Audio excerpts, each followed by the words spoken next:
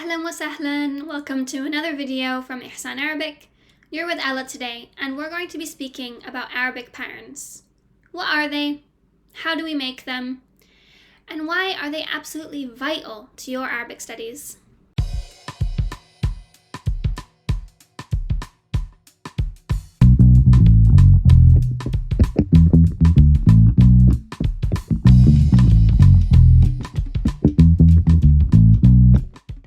Why learn Arabic patterns? How do we learn Arabic patterns? I tell my students that you should be able to recognize the pattern of a word in seconds. Now, the way we convey the pattern of a word is we use the letters fa, ayn, and lam. Fa takes the place of the first root letter. Ayn takes the place of the second root letter. And lam takes the place of the third root letter. Now, the easiest or the best kind of way to see this at the start is to take a simple perfect verb. Like, for example, you might take the verb kataba. It's only 3 letters long. I want to find the pattern of this. So what I'll do is, I'll split it up. I'll split each letter, draw some nice boxes around. And then I'm replacing my kaf for a fa. And I want to keep that fatha. Replacing my second root letter, the ta, for an ayn. And replacing my third root letter, the ba, for a lam.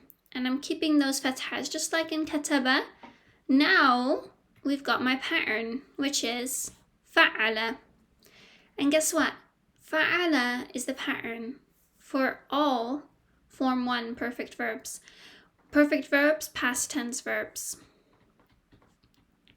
You do also get fa'ila and fa'ula, but you're seeing here what's happening. We can find the pattern, and then we can say, yes, so many past tense verbs are like this. Darasa, he studied. Kataba, he wrote. Dhahaba, he went. Akala, he ate. They're all on the pattern fa'ala. So let's do another. Let's branch out and let's add some more letters. Let's take the word kitabun, a book. What pattern is the word kitabun on? Well, let's do the same thing. I want to split that up, and then I want to replace my first root letter for a fa. My second root letter for an ayn. My third root letter, well, that's here, the ba. So that alif is not a root letter. It's part of the pattern. So my kaf has become a fa, my ta has become an ayn, my ba has become a lam, and we get fi'alun.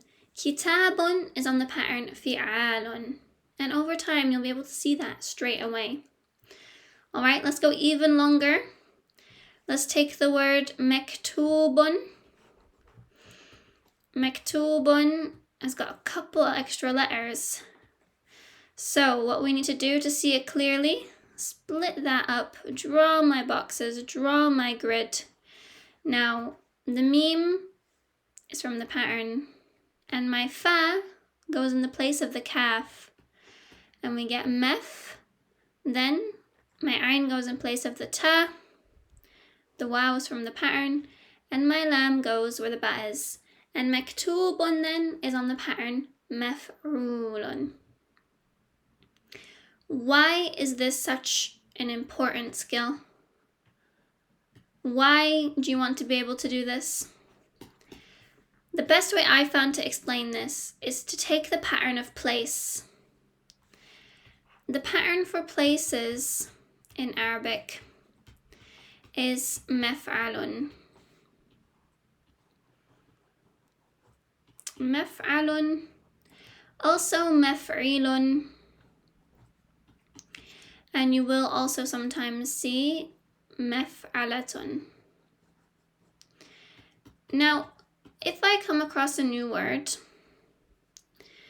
like let's say I come across the word مكتب. مكتب. Oh, what pattern is it on? Well, if I need to, I can draw my boxes and I can slot in my letters. So the meme, that's from the pattern, and then my fa, ayn, lam, and my vowels, mef'alun. Ah, yes, مكتب is on the pattern mef'alun. So I know that this is a place. And what place? What is it the place of? Well, it's the place of our 3 root letters. It's the place of kataba, the place of writing. So, mektab is a desk or an office. Let's take another example. Let's say you come across a new word. And this time our word is going to be makhbazun. Makhbazun. Let's say you don't know what this means. Again, you should be able to see now, makhbazun is on the pattern mef'alun. So it's a place. What kind of place? Well, let me take my root letters out. Kha, ba, za. Is it coming familiar yet? Maybe if I add some vowels, we get now. Do you see it? Khubzun. Most students will know khubzun. Khubz is bread. So, makhbazun is the place of bread. As in, it's the bakery. This is why you want to know patterns. If you know the pattern and you know the root, then you don't need to go to a dictionary. You don't need to ask a teacher. You can reasonably assume it's going to be the place of whatever that root meaning is. In this case, the place of bread. Thank you so much for watching. Make sure to like and subscribe, and that way you'll be the first to know when we drop a new video. Ma'as salama.